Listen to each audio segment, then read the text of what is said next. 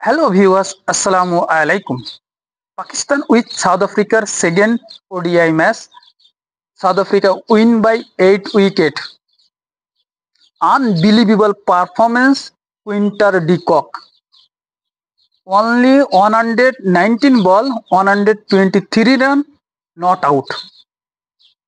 By what a comeback Quinter de Kock. আপনারা Quinton ডিক্লার্ক নিয়ে সমালোচনা করছিলেন, সমালোচনার জবাব দিয়ে দিয়েছে যে ক্রিসি ফয়সালাবাদের ক্রিস পাকিস্তানের হোম গ্রাউন্ডে 40 ওভার এক বলের ভিতর 269 রান চেঞ্জ করেছে। ঠিক আছে, 269 রান চেঞ্জ করেছে 40 ওভার এক বলের ভিতর। ঠিক আছে, পাকিস্তানের পাত্তাই দিনই পাকিস্তানের প্যান্টটা খুলে একদম জমিনে ফেলাই দিয়েছে। ঠিক আছে, যে জায়গায় সালমান আলী আগা ঠিক আছে 69 রান করেছে 106টা বল খেলে, ম্যাচটা হারাচ্ছে কোন জায়গায়? যেটা মোহাম্মদ নেওয়াজ 59 বলে 59 রান করেছে, এই জায়গায় হারিস সাইম আউট 53 রান করেছে 56 বল খেলে। ম্যাচটা পুরো দমে ম্যাচটা হারেছে যে যে ওরা পিছারে পড়ে গেছিল। ঠিক আছে, রান করতে পারেনি, 23 রানে 3 উইকেট, রেজান আউট হয়ে গেছে, মোহাম্মদ বাবর আজম আউট হয়ে গেছে। ঠিক আছে, তারপরে ফখরুল জামান আউট হয়ে গেছে। 23 রানে 3 উইকেট, সেই জায়গাতে ম্যাচটা ধরেছে। আমি মানতেছি ম্যাচটা ধরে নিয়ে গেছে সে সালমান আলী আগা, কিন্তু সালমান আলী আগা ম্যাচটা শেষ করতে পারেনি। যে লাস্টে এসে যে একদম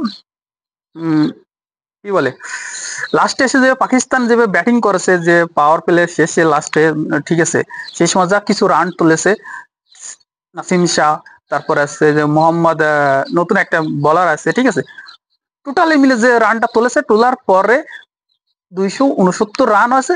আর সাউথ আফ্রিকা মানে চোখ বুঝে ফিটেছে, শাহিন শাহ আফ্রিদি, নাসিম শাহ, তারপরে আছে নেওয়াজ, তারপরে আপনার সাইম আউব, যারে পাইছে হোম গ্রাউন্ডে ডাইকে নিয়ে মন ভরে পিটিয়ে একদম প্যান্টটা খুলে ছেড়ে দিছে।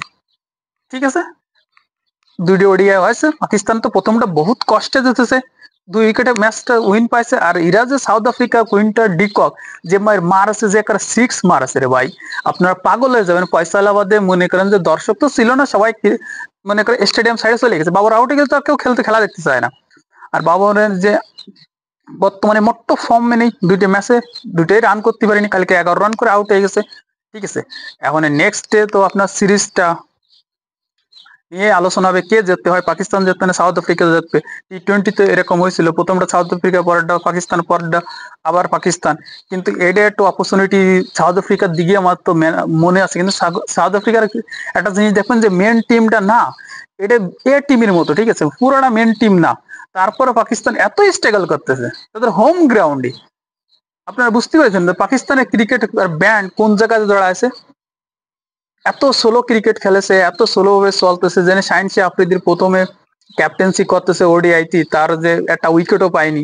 ঠিক আছে, মাত্র 2টি উইকেট ফেলাইছে 40 ওভারের ভিতর, এক বলের মতো 269 রান, 270 রান করে বসে আছে, 123 রান করে নট আউট কুইন্টার ডিকক।